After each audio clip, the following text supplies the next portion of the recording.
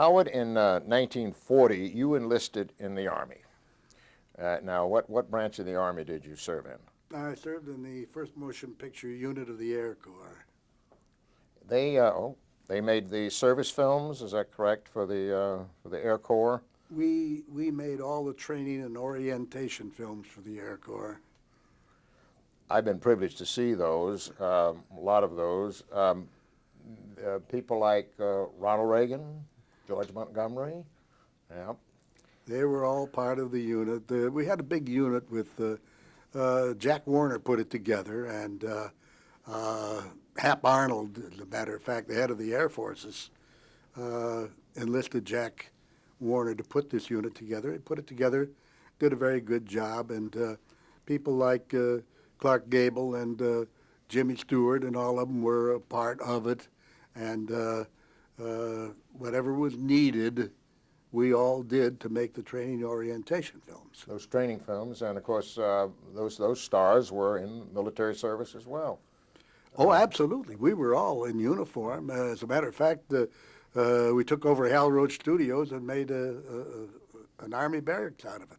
How was President Reagan in those days? Well, it was the same as he is, not the same as he is now, but he was still Ronald Reagan. George Montgomery? George Montgomery, the same sweet guy he always was. Now, a little later, this is 1942, you became a negotiator for the makeup artist and hairstylist union Local 706. As a negotiator, Howard, what were your responsibilities in this position? As a negotiator, I would collect the ideas from the membership and put them in form to present to the motion picture producers.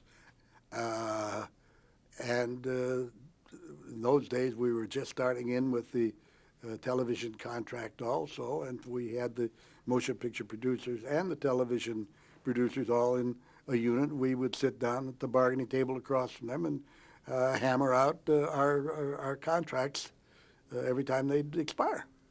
That was the first time in 1942 that you became a negotiator. Funny, I ran across my notebook because 1942 was my first negotiations.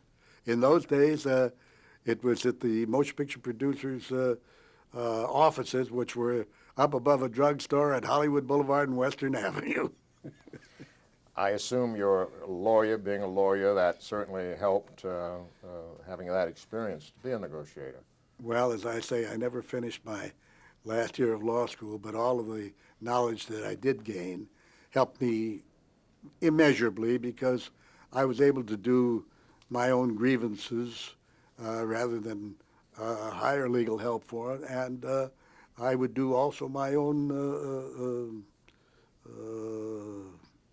anything that was needed where I didn't need a lawyer. If I got a case where I had a sharp lawyer on the other side, then I would call my lawyer in and I wouldn't gamble with it. That's smart.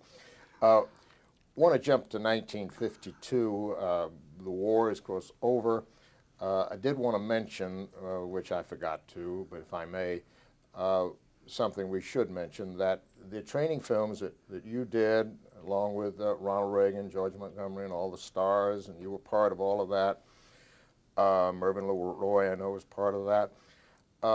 That entire unit did receive a Congressional Medal of Honor. Is that not true? That is correct. The unit got the Congressional Medal of Honor, and it was something that I had nothing to do with really, but our unit as a whole got the Congressional Medal of Honor because it's the first time anything like that had ever been done. And I'll just briefly tell you that they took a whole sound stage and laid out the floor as a relief map. And the relief map was of the ocean and the shoreline coming into Tokyo. This was for the Billy Mitchell bombers. And the cameras were on wires simulating an airplane coming in to the coastline of Japan. And the camera gave every prospective pilot and co-pilot the actual bird's eye view of what they could expect coming into Tokyo, and it was so well laid out that if they saw a certain tower, the commentator would say, now if you're heading in such and such a direction, you're 2 degrees off course, or so.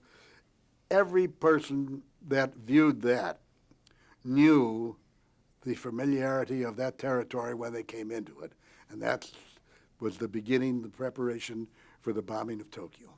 So that was, I would imagine, the first time they'd ever done a mock situation like that of a territory with cameras on wires and doing all that.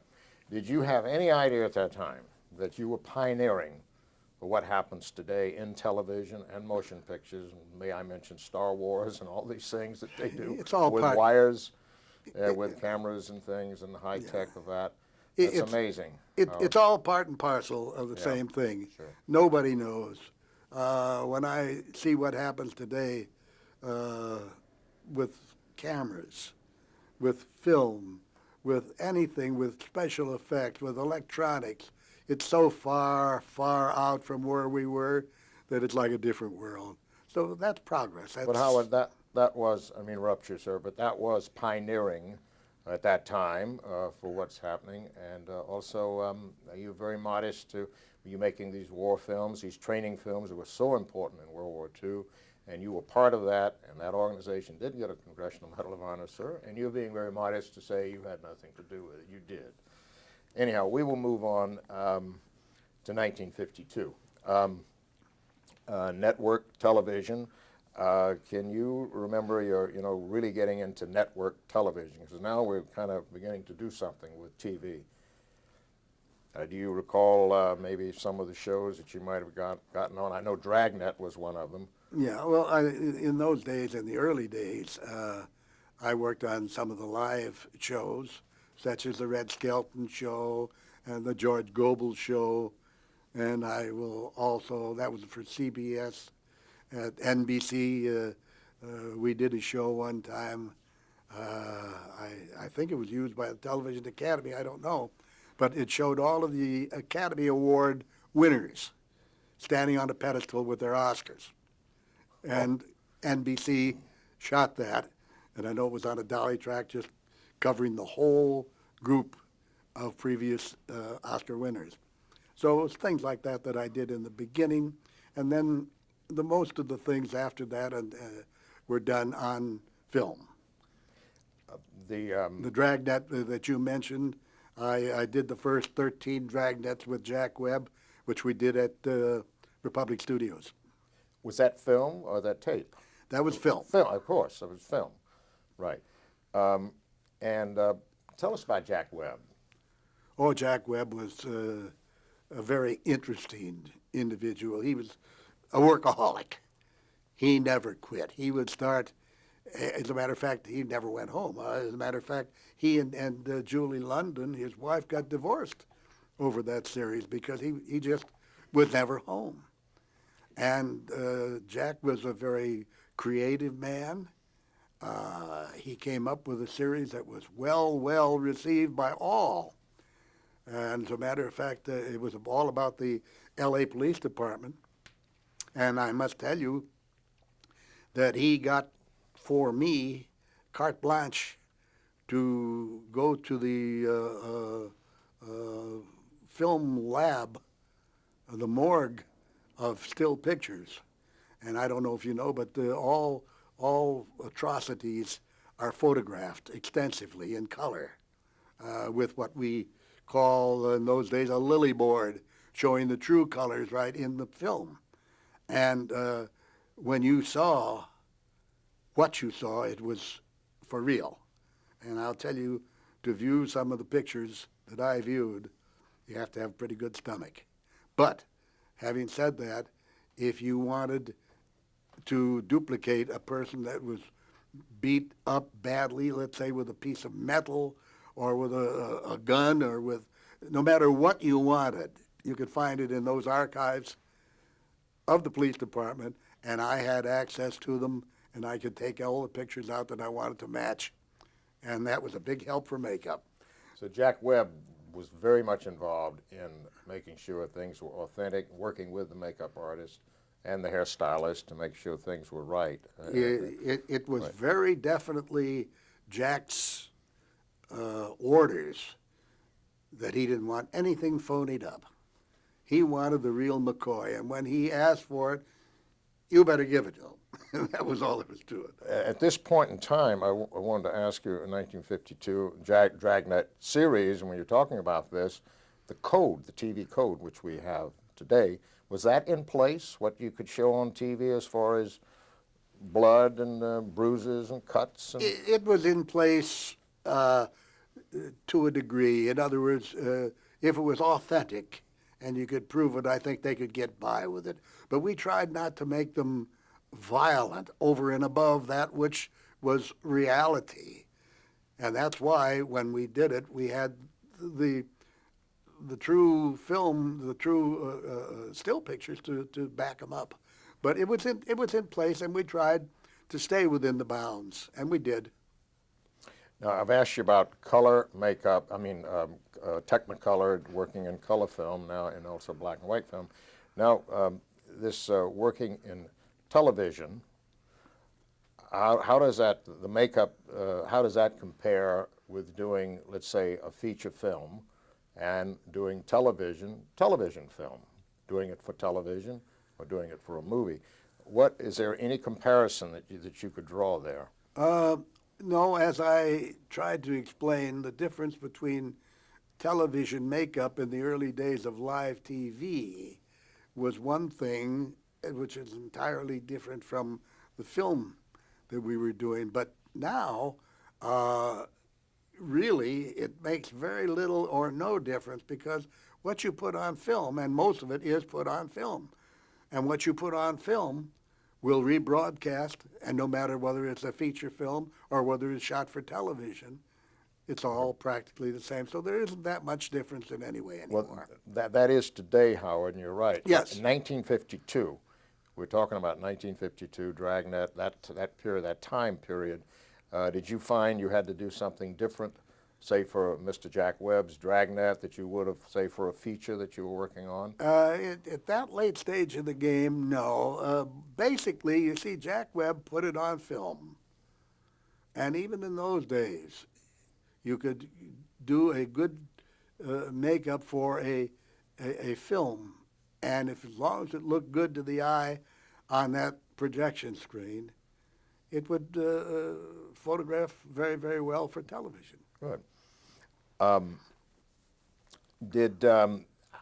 did your colleagues, the other makeup artists and hairstylists, what did they think of this new medium now it's really taking on called television? What did you people think of that? Because it would interrupt you real quick because you had said before this thing would never catch on, no one would. Now it's caught on. What did you think of that? Actually, most of us knew at this stage of the game that it was long going to be here. It was here to stay. There's no question about it. And I think most of us who were serious in our profession treated it as though it was here to stay, and we did everything that we could to make it the best that we knew how.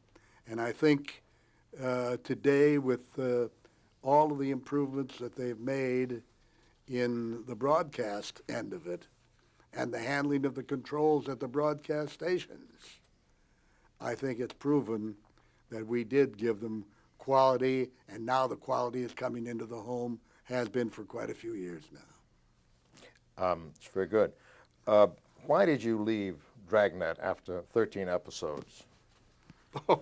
The first 13 episodes of Dragnet were done at Republic Pictures.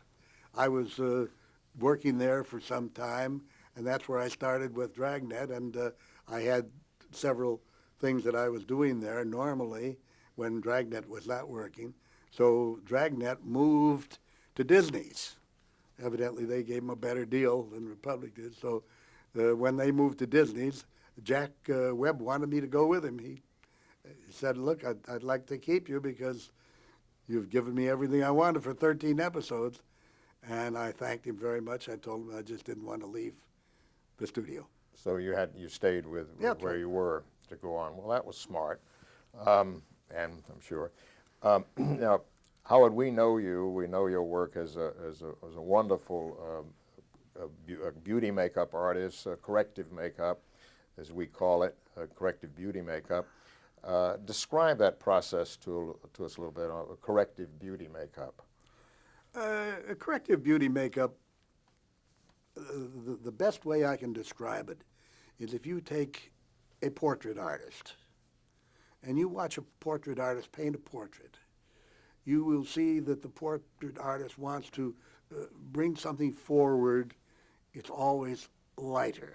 If you want to sink something away so you don't see it quite as much, it's a darker shade.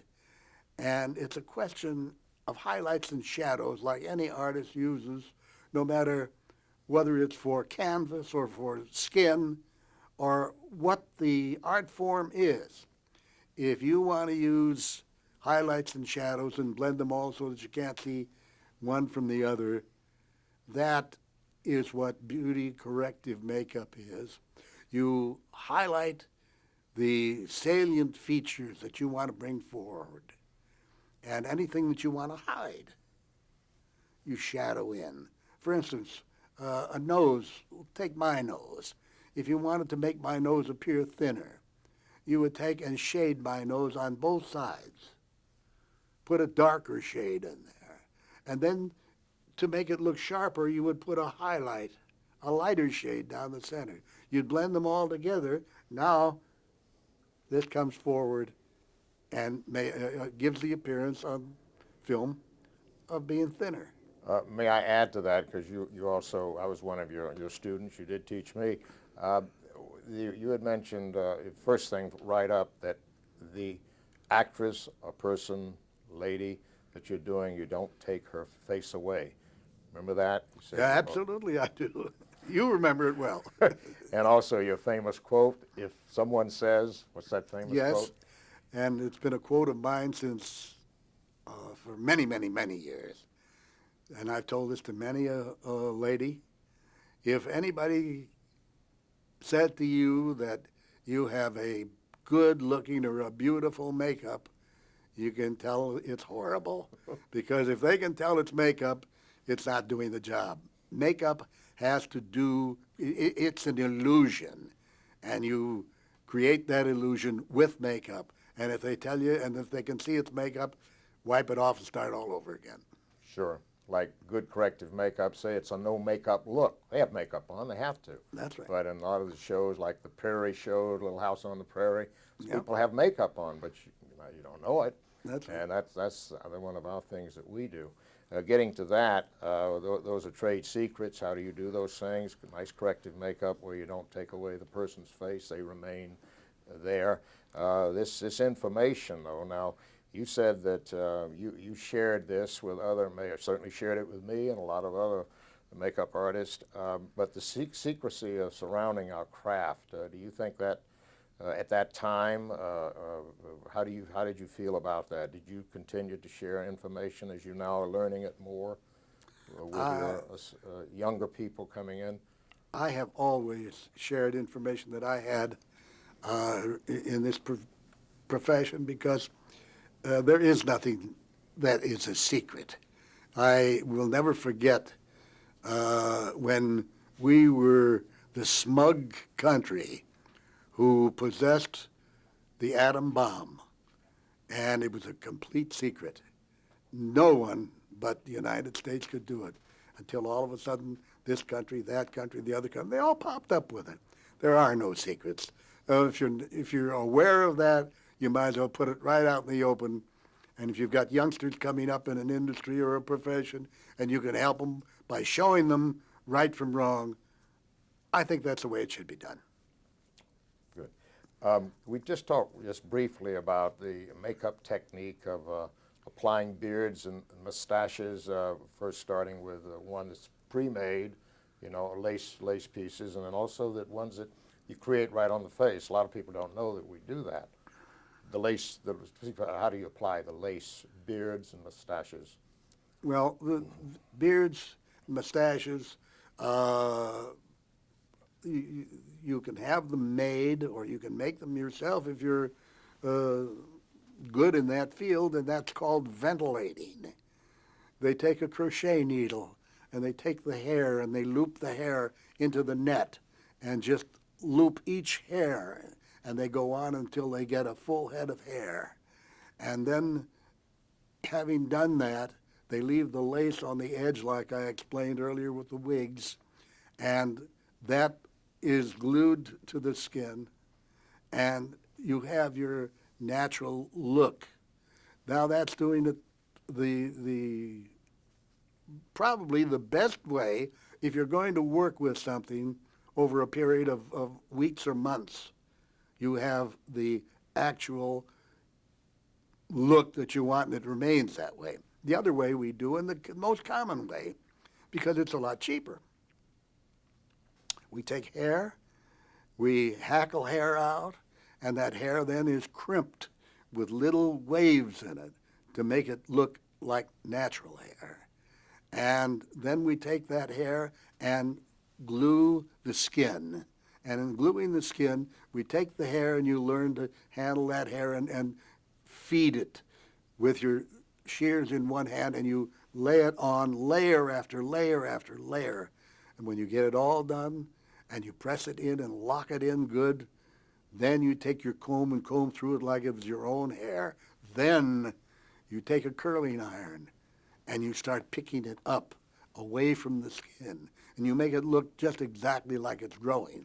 And if you haven't accomplished that, you can't lay a good beard.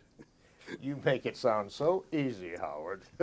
Took us many hours to learn that. Anyhow, and of course, spirit gum is the glue you're speaking of, and that's the one at that time that they used, right? Spirit gum is still used extensively today. It's always been. It goes back to the stage many years ago. And there are other ways. There are ways that you can take what we call a green head, which is a plastic material which a face is molded out of. And that green head is made from this plastic material that simulates skin. You touch it, you feel almost like you're touching skin. Now you can take and put your latex, liquid latex, and paint it on there, and you can lay your beard on that. And when you get all through and you dress it all up and you have a real beard, then you can just take and pull the liquid latex away from the green head, and you have a beard that you can take and just put right on somebody else's face. And very often, of course, that's used in the theater, even today. Oh, yes. And of course, that would be used for background people, what you're just speaking, saves the producer a lot of money. That's right. And then we also did that with just regular beards that we lay all the time, where you have spirit gum and you lay your beard and you trim it and you process it and dress it, and it's just where you want it. Now you've got to use that beard for a couple of days. Johnny Chambers, if you remember him very well. Johnny Chambers, I think, was the one that devised a method of taking Krylon. Krylon is like a lacquer, just natural, plain, no color. Pardon me. And the Krylon, you spray the Krylon on your beard after you get it on, and you give it several coats, and it's like putting a net, an invisible net, on that beard. Then what Johnny figured out, and I know that's where I learned it, you take a thin brush and you dip it in acetone and you start in to loosen the beard at the edge with acetone. And you keep loosening it until all of a sudden you've got it all broken loose from the skin. Then you take that beard off, give it another shot of Krylon, and you can even Krylon it inside if you want. But that beard is locked in. Tomorrow, your actor comes in, sits down, take the same beard, put it on. And we will mention that, of course, the use of acetone is done very carefully by only experienced. You don't try this at home. Oh, no. Only No. experienced makeup That's artists. very, very true. As a matter of fact, I have one little story that I'll tell you. John McIntyre was an actor. Geez, I don't know where that name came from, but John I knew very well. And John was playing a fisherman in a show that I did. And I had to put the fisherman beard on. And we had a gal that I knew very well who was our script supervisor. And our script supervisor was a good script supervisor, but she was very picky about things. And I don't know, for those of you who don't know, let me just say that a script supervisor is responsible for matching. Everything's got to match. If you walk into a scene and your handkerchief, let's say, is up an inch and should only be up a quarter of an inch, she'll tell you about it. Same with the beard. If you do a beard and you do match it every day and it doesn't match, she'll tell you about it. This one had a habit of telling you about it just to make herself a little important. And I did this thing on John, and I kryloned the fisherman beard. I had 5 days of it. And after the second day, she called me over and she said, "Howard, you know, that beard doesn't match what he had on yesterday." I said, "No? Where's it different?" And she started to tell me. I said, "Joan, just take your script, stick to it. Remember one thing. I'm telling you it's the same beard because I use the same beard." So that's what you can do in the way of, and John Chambers is the man, I think, that devised that. When, of course, John Chambers, Planet of the Apes, Oh, yeah. did all of that. And, of course, those background people, they all had that krylon technique Yeah, beard, yes. for all the animals, the gorillas, the monkeys in the back. And also, speaking of this, and we'll get off of this, the idea of not you, because people ask, the lace work is so expensive, and only in pictures where they can afford that in the budget, that you use the lace pieces. And of course, if they can't, we have to do this handmade thing every day. Generally speaking, to get a lace beard or a lace mustache, they are generally bought and paid for and made for the star of the show, because it has to go through a whole show, and it would be so costly to do it the other way. So that's generally. The rest of it is, like I said, you lay your beards on, dress them. That's the story. We know Ziggy, of course, did all those wonderful things for Charlton Heston. All those wonderful pieces were made specially for Charlton Heston, the beards and things, those characters he played. Yep. And, well, Howard, we're going to stop for a moment, and we'll be right back, sir.